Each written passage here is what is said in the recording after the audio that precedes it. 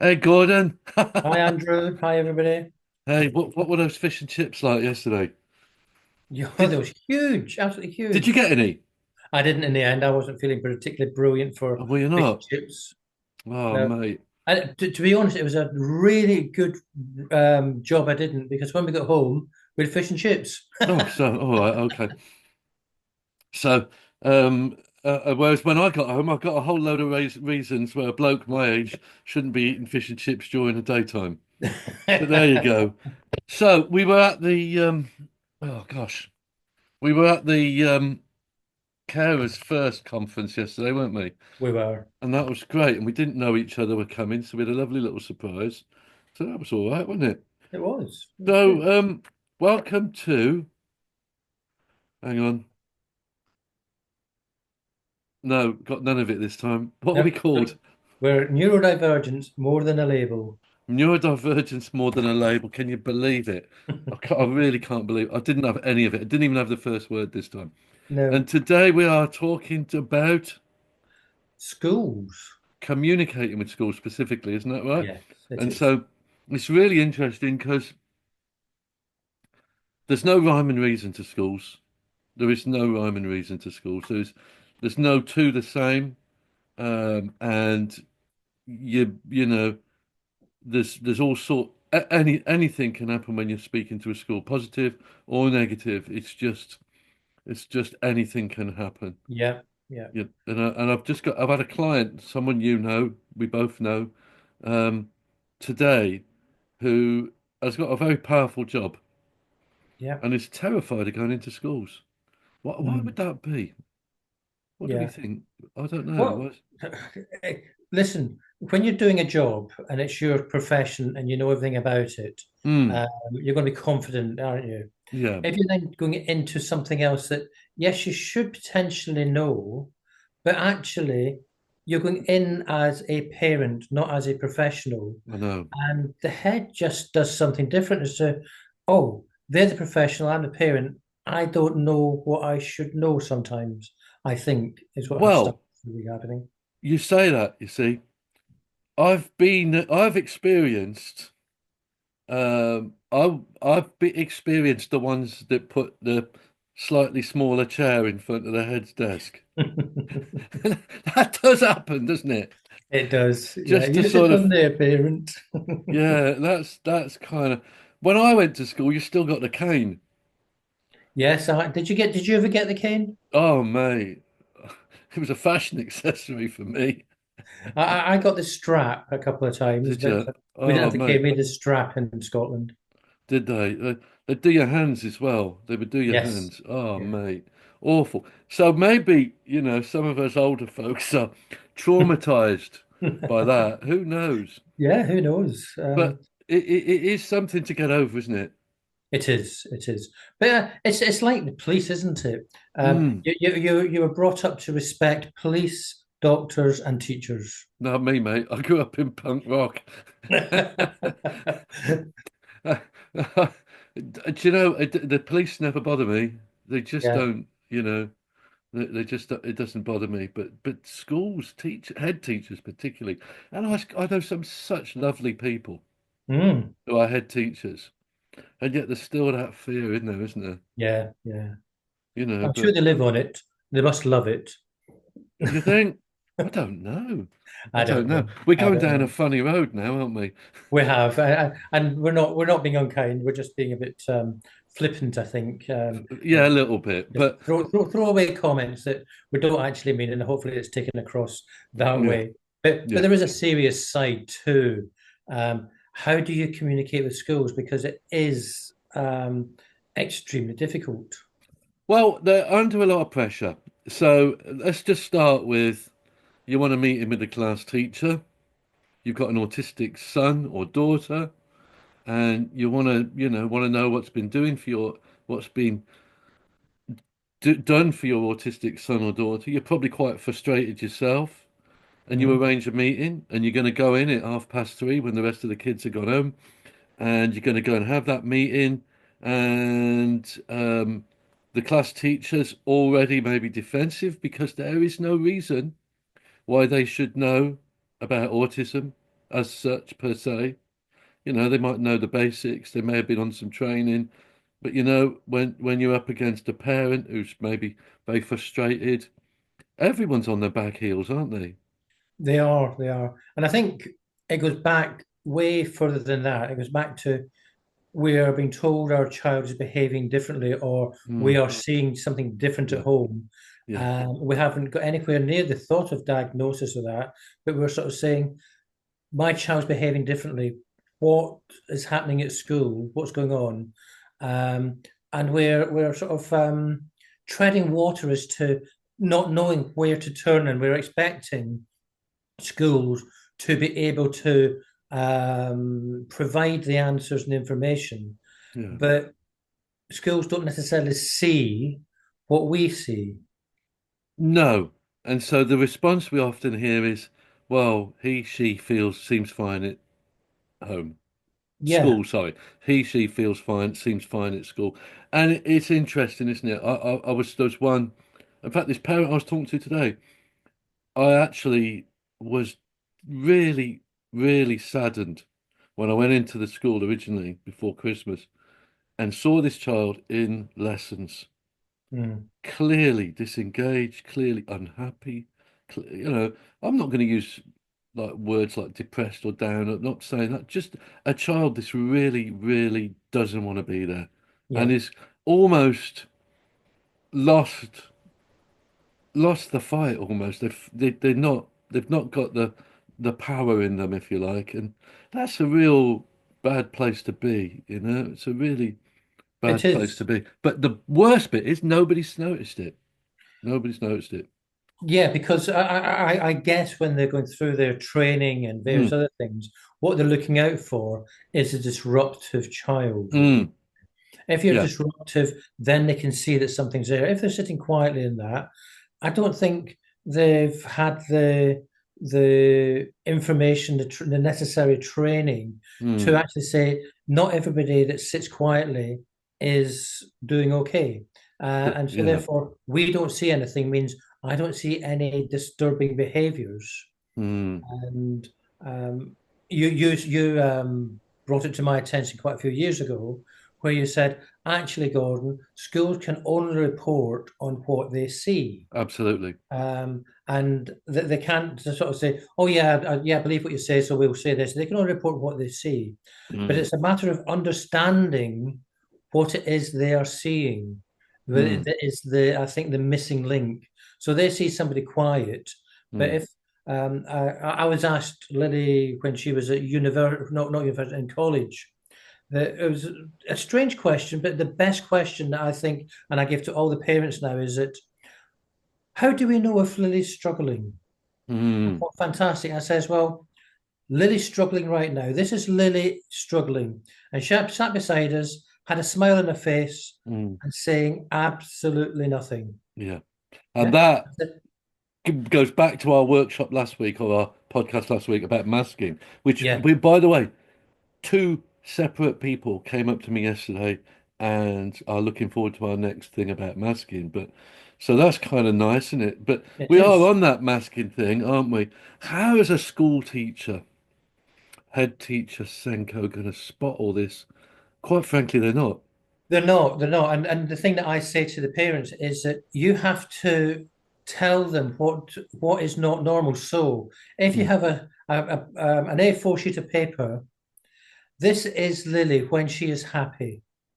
This is Lily when she is struggling. This is mm, what Lily looks like when she's happy. This is what it looks like when she's struggling. mm, Now they know what they should be looking for. yeah, And if Lily then becomes quiet, withdrawn within herself, then they know or should know yeah, from having read a piece of paper, Lily's struggling, so they can report on that. yeah, Because if Lily is annoying you, is singing, it won't shut up and things like that, she's comfortable, she's happy, and everything else. But when she's quiet and going along with what everybody's saying, she ain't learning. She's certainly not taking anything yeah, in, and yeah, she's struggling badly. And that was the point that I thought, oh my goodness, somebody has actually asked the right question for us on that. yeah, And it makes a difference because they want to know who the person is and what do they look like when they're struggling, not just a matter of they're being disruptive. What do they look like when they're struggling? I think that's really important to know. but different for different people. Oh yeah, of course And it is. so the absolute opposite of what you described could be another child. Hmm.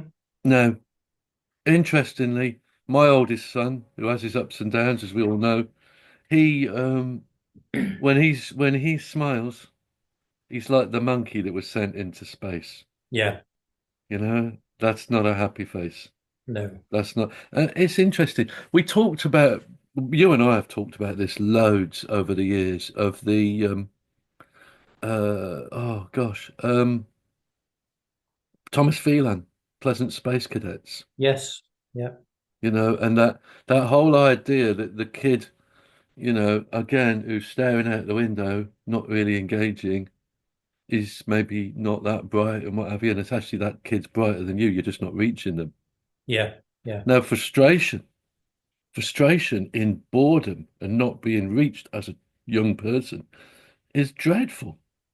You know, oh, it's like I remember, I can actually remember at university me Hmm. getting I was at a lecture.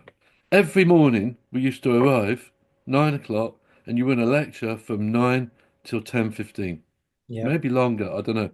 And I remember they were so tedious and boring. And I remember drawing a picture of myself, and in the picture I'm having nails hammered into my head because I was so bored, and I really felt like that picture, you know. Yeah. Yeah. And there's a guy at the other end of the room. Okay, they don't call them teachers in university, a lecturer, whatever, yabbering on about I don't know what, you know. And it's engagement, isn't it? It's really is engagement, It you is, know. and you remember, I'm sure. Um, Part of SEN wasn't just children that were struggling academically; it was part of gifted and talented, Was. um, and a lot of children were showing behaviours uh, Mm, purely out of boredom. And oh my goodness, really, this again? I can't bear this anymore. no. I would play out because they just weren't being reached. And for some reason, gifted and talented seems to have disappeared off the face of the earth for in terms of that. I've done some gifted and talented training recently. Yeah. Just recent for the first time in years. Wow. Yeah, first time in years. Someone rang me up and said, and I can't remember what it was. I really can't remember what it was, but I did this gifted and talented. Very, very interesting because gifted and talented for a teacher is a very difficult thing to teach. It is. And this is because they have to relinquish control. So, this is what happens. I've done it myself. I was a teacher many years ago, and everyone knows I openly admit that I was not a very good teacher. I wasn't good at it. But what was interesting was they always go, "I bet you were." I said, "No, listen to me. Honestly, I was rubbish." And I was. But um, when a child confronts you with the fact that they know more than you about absolutely everything you do, Yeah. no matter whether you're doing maths or history or science or geography or any of those things, they know more. And how do you deal with that? You can't. And the problem is where with all the other children, what you're doing is you take control and you go, right, I'm the teacher, you're the pupil or the student or whatever. I'm going to tell you what it is, and you're going to learn that. Yeah. But when you get to gifted and talented, I'm the teacher. I know this much about these things. I want you to research the rest Yeah. because that's what inspires gifted and talented pupils is research, being able to find out. But of course, again, uh, I don't know. You came into my talk yesterday, and I don't know which bit you came into, but what I would say is, yeah, we have a curriculum that's broken, Yeah. and the curriculum is it couldn't be much worse because we don't need this stuff. And I said yesterday, you know, um, how many wives did Henry VIII had? And someone answered, and I said, I don't care. I can Google that. Yeah. I don't need you to know that information.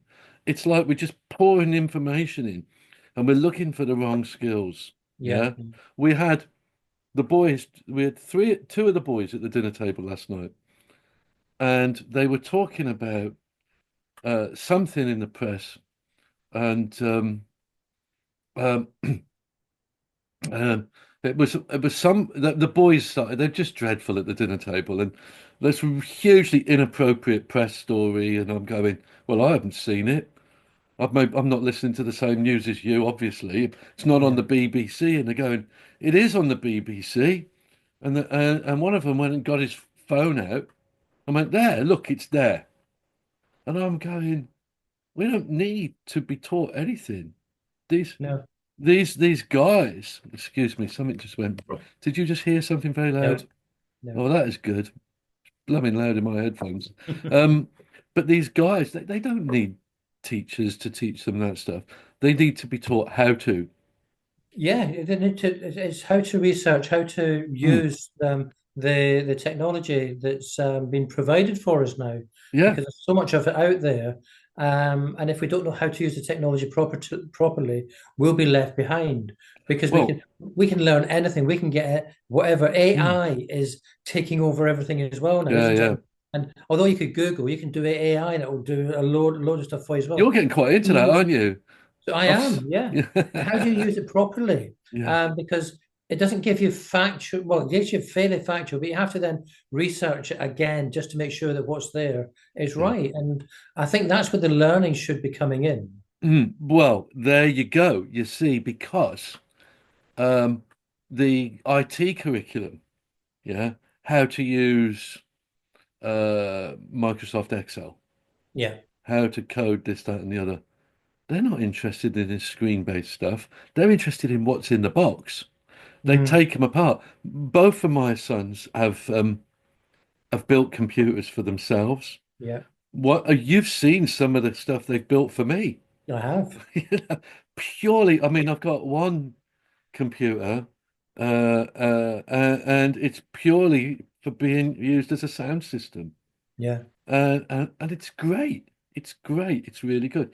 And and you've seen this stuff. They know what they're doing, and they yeah, can build you a laptop for less than £100. It's better than the one you pay 500 for. yeah, And we are behind. Not only are we behind, the young 22-year-old teacher who's gone in new is also behind of course they are. because the kids are way ahead of you. You Yeah, know, they're way ahead of you. So it is about relinquishing control. And that's where that yeah. starts. Yeah. Well, you know the story now. I'm sure I've said it in one of the podcasts before. When I went on the LAS help program, Mm. um, and I went over to Skegness, went to a meeting room there, and the ladies from the LAS stood up, and their first sentence was, "As parents, you're going to have to learn how to fight." I Um, remember you saying that, yeah. yeah, You and haven't and said it on the podcasts. sorry. You haven't said it on the All podcasts. right. So you're going to have to learn how to fight. And that is a massive, Mm. huge thing to Yeah. hear. It's one of the first conventions you've gone on, and it's from the link, it's from the Mm. National Autistic Society, and they're saying as parents, you're going to have to learn to fight. Now, unfortunately, I took that almost literally in terms of I am going to, I don't mean fist cups, but I meant No, my I know. is going to fight for me. Mm. And I challenged everybody and anybody, but I did it in the wrong way. Mm. Yeah, and Well, you're talking about this person I was saying today. She's so polite and she's so kind and she's so lovely and she's so gentle. You know the yeah, person I'm talking about. I do. That's not a gender related thing. As a human being, she is a very lovely person. No, not what you need. No, Really. You don't need to be picking fights either. no, And but you do, you do you've got to remember when you're in that room with that member of staff, the Senko head teacher, you've got to remember that this may be your only chance to fight the case. yeah, Or remember that this person is not your friend. They're not your enemy, but they're not your friend. yeah, Don't try and protect them from the truth that you see and feel for your child. yeah. And it's keeping focus Mm, on what am I in here for today? Yeah. Because as parents, we get very, very Yeah. wound up. Mm. We then go into the meeting and we are easily diverted onto something else that's happened to take us away from the actual Yeah. reason we're in Yeah. there for that day. Because all Yeah. these other things can wait. But today, I've come in to talk to you about this, and I'm So sticking to that. I said to this person today, I said, nothing must get past you. Nothing. I said to her, I said, you've got to be the greatest goalkeeper since Peter Shilton. And that completely threw her because it's only our age group remembers him. But these are the key things. Remember, you are your child's only advocate Mm. because I will advocate. How many people am I advocating on my books? Do you know what I mean? Oh, yeah. 100? I don't know. And so it's yeah, you've gotta remember you're the only advocate. And these people are not your friends, they're not your enemies either. No. Let nothing go past. Yeah, let nothing be missed. And don't put yourself in a position where you go out and say, I wish I'd said such and such. Yeah. Oh, I think you'll always do that because Mm, there'll be something else, but it's a matter of have you got the right point across for today's meeting? yeah, And what I think is important is that we write ourselves an agenda of what that meeting's about. yeah, yeah, And if we've called a meeting to go to the school, then we have to ensure the meeting is led by us, not the school. yeah, If the school call the meeting is led by them, not us, yes, because yes. I want to know what their points are. I Mm, also have my view of what they were coming in for. But if I'm if I'm calling the meeting, I want to run that meeting, and certain schools will not want that to happen. It's a matter of you're coming into our schools. This is what we want to talk about. I know you want to talk about that. We'll discuss that, but there's other things here to mm, take away from the point. It's a matter of no, we're sticking to this. If you want to talk about that, let's arrange another meeting because today this is this what is we're talking about. this is the meeting. Absolutely. Now, maybe the listeners here don't know. My job, one of my main jobs, is to go into schools and do observations on young Yeah. people. And that could be for a variety of reasons. And in the last couple of years, I developed a form. And the form basically, before I go in, an observation could be for any reason whatsoever. It could be, I mean, I did one the Friday before half term where I was basically counting and describing the different ticks a young person had. So Uh-huh. that's not a usual one, but but that's what they wanted. What do we want it for? And the form basically says, what is the purpose of the observation? Strategies, interventions, is the setting not suitable? Uh, Evidence for EHCP, all these different things.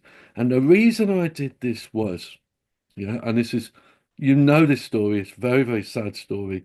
I was in a school where I was booked to do 2 days in the school, and on day one, I actually managed to get this young person doing things they'd not done before. Yeah, Yeah. And you know what's coming. I do. As on the way home, the head teacher called me into the office. He swore at me, what the so and so do you think you're doing? And I said, I'm trying to help this child, and I think we've made some um, good progress. And he said, I got you in my school to gather evidence so that we can move this child somewhere else. Yeah. And I I was astounded. I was Mm. absolutely astounded. And he said, his exact words, he said, have we paid you? And I said, yes. He said, don't come back tomorrow. Now, this does only ever happen once. I Yeah. happen to know this particular head has gone on to better things. I don't know whether that's a good thing or a bad thing. I don't know, but they've moved him on. Um, but this if that was the only head teacher I'd ever met, can you imagine? We would have that fear of what we're going to meet next time. Yeah, yeah. And And if that's what a lot of parents are up against, isn't it? Just that yeah, one person that they know. so I always say to them,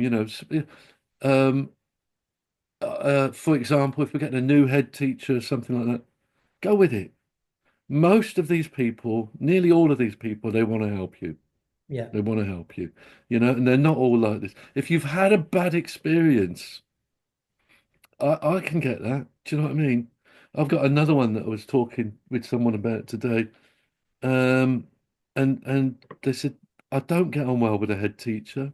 I find her a bit curt, but the Senko's great.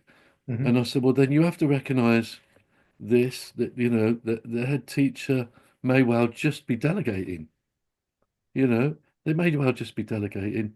If the Senko's great, work with the Senko. Yeah. You know, you've got to make a whole load of decisions and judgments. You do all the time.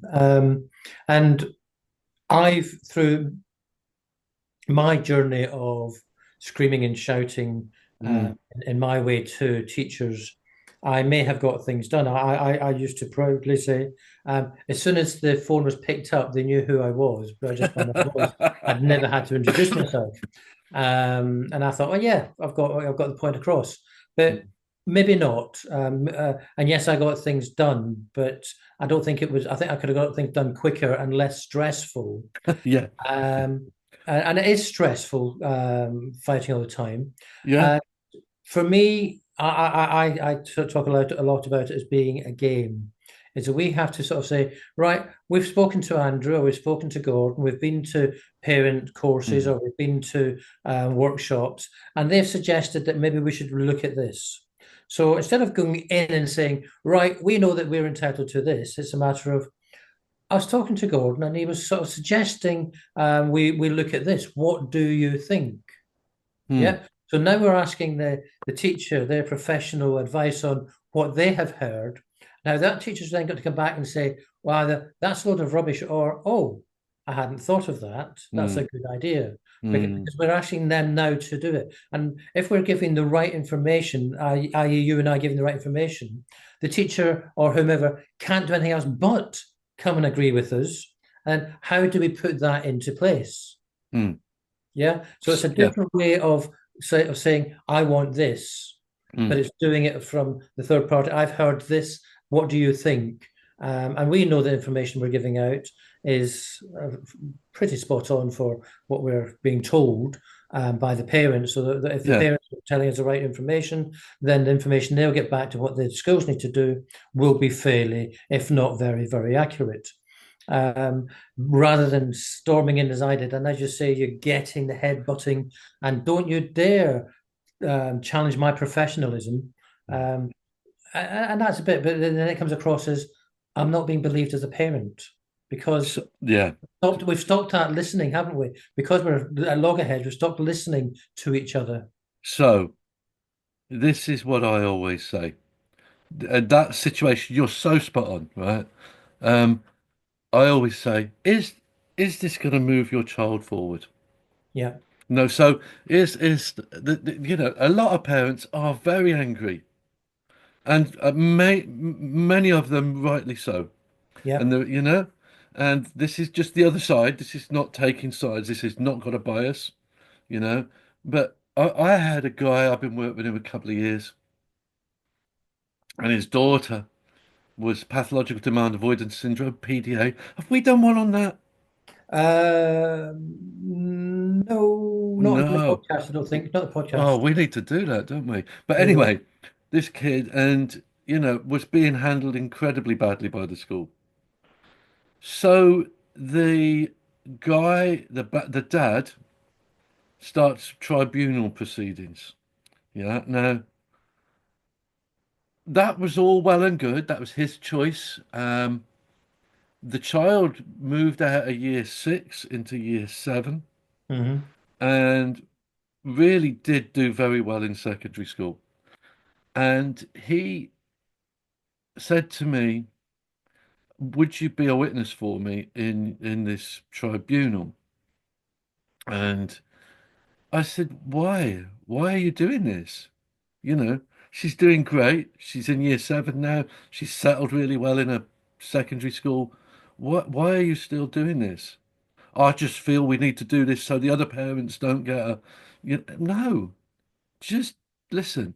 Is this gonna make your child's life move forward? Yeah, No, but I'm not. I said, no, forget it, man. Move on. yeah, Move on and focus. You've got a job, you've got three kids, you've got a family to keep, you're a busy person, you need to mow the lawn on a Sunday, all the things that you do. You know this is just not necessary. no. And it comes down to pride for one. Yeah. Um, I want to be right, could be Mm. another. Oh, I'm yeah, going to make definitely. sure I get, and Yes. this is what they're entitled to. I'm going to make sure I was that person. I'm going to make sure you know that you are Yeah. wrong, and I want you to be wrong. What is right? What is a win? And if we're going to have a fight, what does a win look like? So the win to me looks like the child getting what they need to have a good experience at school. Yeah, yeah, Not, you know, getting some head teacher a fine. yeah, It's just not, or whoever it is gets the fine, yeah. I don't, And yeah, yeah, and I think if the communication we get right, we're not going to get to that stage no, 9 times out of 10. The amount of um, arguments you'll have will reduce because you have a logical yeah, discussion yeah, and sort of say, how are we going to get what they need? yeah, I understand your restrictions. You need to understand where I'm coming from. How do we get yeah. the happy medium, really? Uh, Absolutely, absolutely, 100%. And of course, all schools are good at something. there is no, Yeah. I've said it time and time, there is no bad school, but Mm. there's no good school either. It's It's whatever's right for your child. whatever's right, absolutely. And I mean, I was talking about one today. I mean, not all schools are good for special needs. No. But if you've got, I mean, we've got one around here. We've got a fabulous secondary school not far from me. And if you are a mainstream child and you're good academically, you're going to do really well there. You're going to do really well in that school. But if you are a mainstream child who maybe gets into a bit of trouble here, there, and everywhere, that's not the place for you. Because Mm, they've laid out their stall. But I know a great place for you where they'll get you to where you need to be, and there'll be a little bit of, flexibility in the learning and teaching. And this is what we need, is to be able to look at those look at those schools. In fact, the one school, the kids. So, oldest daughter Maisie, oldest son Isaac went to the same secondary school. yeah, These are good kids who study hard, and work really well. Isaac can be a bit of a lad, but you know, but they do well. And I remember the teachers used to say to them, "We're so looking forward to meeting your brother when he comes up." And I'm thinking, "You're not, you're not, because actually he's not the same as them, and actually he's not your type." And he yeah. didn't make it through sixth form. He Yeah, didn't make it through. And so it's interesting. It's it interesting that, is. It is. you know, I don't know if you were like this, Andrew, but as a dad, mm, if Lily or Sam would come home and say certain things weren't right or had happened in that, mm, I was up in arms. I'm going to fix this, mm, and I'm straight in school trying yeah, to yeah, get them to put things right. Um, and I think it was Sam. It might have been Lily, but I think it was Sam who turned and said, "Dad, I don't want you to do anything. I'm mm, just telling you." mm, I want you to know, but I don't want you to do anything. Let me sort it, yeah, because I feel embarrassed of you going in, or I do this. And I say, no, but they can't do that. They can't get away with that. And it's a matter of no. And if we don't hold back and stop trying to fix things, because there's nothing really to fix, our children stop talking to us and telling us the important information. mm. And Well, there is just that. keeping Go up, no plots, sir. You carry on. No, I just say it's just keeping an eye on what is being said, and Yeah, and knowing now can I go and have a chat, and getting your child's permission to go and tackle it at the right time rather than not letting yeah. it go, but how giving the opportunity to sort first and then move forward. So I went to one of the schools out in the fens there a few weeks Hmm. ago, and it was a nice little school. It was a funny little school. I was kind of very, very rural, small school. And we talked about standard of teaching and learning. How Hmm. good is your teaching? How good? How well are the children learning, etc. And do you know what? So interesting because it was so interesting because the I said, listen, if I see a teacher that is consistently teaching at a very, very high standard, the first thing I do is I go and see their line manager and say, I'm worried about this person's work-life balance. Mm. There's a thing, isn't it? How good are they? Well, nobody is consistently that good. And if they Mm. are, they're doing it wrong. Hmm. There's an interesting thought, isn't it? Well, I can Is see it? us getting messages about that one. But the head teacher of the school out in the Fens, absolutely, she was really positively, yeah, absolutely right. I want to know. I want to know if my staff are killing themselves in the classroom. Yeah, yeah, So, so keeping our expectations high. Having said that, more so in secondary schools than primary schools, you go in and you've got teachers there with a scrap of paper like this, just that's your lesson plan. And they're the ones that get sort of a little bit sanctiony with the kids who aren't paying attention. And they're not paying yeah, attention because there's nothing to pay attention to. yeah. So, sanctioning with the children. I said, it's a verb. I made Yeah, it yeah. up. No, no, no, I understand. And what I'm saying is, how do we tackle that as parents where our child appears, and I think in a lot of cases are being picked on because they are not towing the line to where the teacher wants it to be towed. And they're always getting a detention, they're always getting Yeah, into trouble for breathing, almost is what it feels like to for yeah. some parents. And our children are looking as though they're being It's targeted. it's a smokescreen.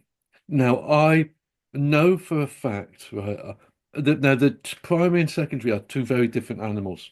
Yeah. Yeah, And in my experience, those teachers that are being a bit sanctiony, combined with not doing a great job, will be defended by their line manager. yeah, Actually, Mr. Whitehouse, Mr. Smith is an excellent teacher, one of our best. That's what you get. I don't know yeah. about you. Have you come across this? But Oh, yeah, yeah. yeah, right. And he's not, but they will defend him. In primary schools, when I do an observation, the head teacher will say, yeah, I know, we've got a bit of a problem there. You know, it's a very different thing. And I'm not sure why. I wonder, I mean, but what I do when I was choosing schools, primary schools for well, basically I chose it for my first child and hoped the others would follow suit, which they did. Hmm. And you do your little look around, don't you? And one just outright lied to me about Hmm. stuff. They said, your child would be taught by three teachers. I said, really? Well, not teachers as such, but one of them's a teacher and then two teaching assistants. And I thought, well, if you're lying to me now, you know. But my kids grew up in a very, very tiny village, really tiny village, like 20 houses. And Yeah. at that point, I wanted, if they'd have gone to their local primary school, they'd have had the same teacher for 3 years or 4 years. And if they didn't get on with them, and I know my kids can be a bit cranky. If they didn't get on with them, then you were stuck. So I made the choice to go to a big school Hmm. in a large village. It's Lincolnshire's all villages in a large village, because I wanted them to meet lots of people. I didn't want them stuck in the same class. I didn't want them, you know, and that's the choice I made. That's the Yeah. choice I made. You have to make those choices. But one of the things is, I found for once in my life, I was right about something because what I found was in that large school, there were teachers that they liked, teachers that they didn't like, teachers that didn't like them, and teachers that thought they were fabulous, Yeah. and so you've got to be making an informed decision. Yes, yeah. And when we're looking at primary school, it's not always going to be that. And I think you've got to be able to be flexible enough to sort of say, this decision was wrong. We need to move to a different school, whether it be a Yeah, smaller yeah, school yeah, or a yeah, bigger school, depending on. Because yeah, what you're talking about, what you've done for your children there is you gave them very, very on some amazing life skills.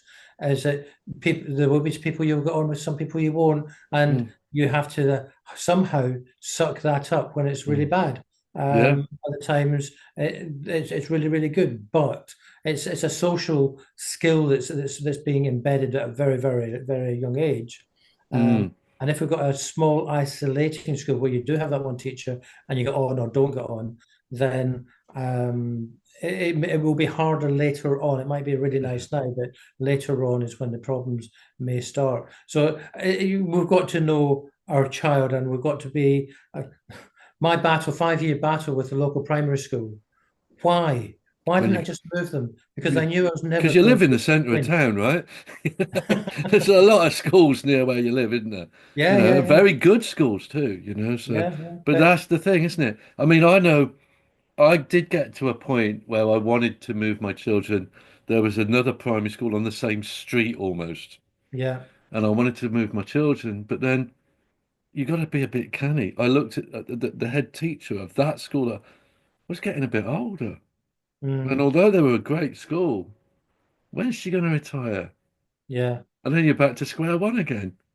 I mean, the school I started in was up on the A15 that way, on the way to get. It was the last school before Gainsborough's, before you came West Lindsay yeah, thing. Yeah, and I went there. I taught there, and there was another school across the road, and the parents were playing tennis with these kids, man. You wow, know, in moving them back and forth to the point where you just didn't care anymore. Because they're just doing it. They're doing it to make a point. yeah. So. But what do you think, listeners? We've got to the end again. I know, I know. And this week, it just feels when we just started talking because it is such an emotive Do we want to subject. do more next week? Shall we carry this one on? I think we can do part two next week on this because it really is an Mm, area where the amount of stuff that I do at Pact is all about schools and the fights. yeah, And I think we should be talking about what are what's the understanding of school policies, the role of the Senkos, things like that. How do we help the parents yeah, understand? Because there's two sides to yeah. everything. I Um, think we've stumbled on a big one, haven't we? oh, definitely. Oh, Gordon, what a whopper for now. I've never had that before. So, oh yeah, I think you're right. I think we need to get into this next week again. I think it's a Yeah. really big one, and I think I think people are going to want to know more about this because we've hardly even scratched the surface, have We we? haven't. It just feels we've been talking for 5 minutes, and I know, I yeah, know. I thought you'd be shocked. I thought you'd yeah, be shocked. yeah, So back to parenting. I've got to pick up one from college yeah, tonight. So he's oh, good grief. So that's a little job for me. Yeah. So listen, you need to speak to Gordon.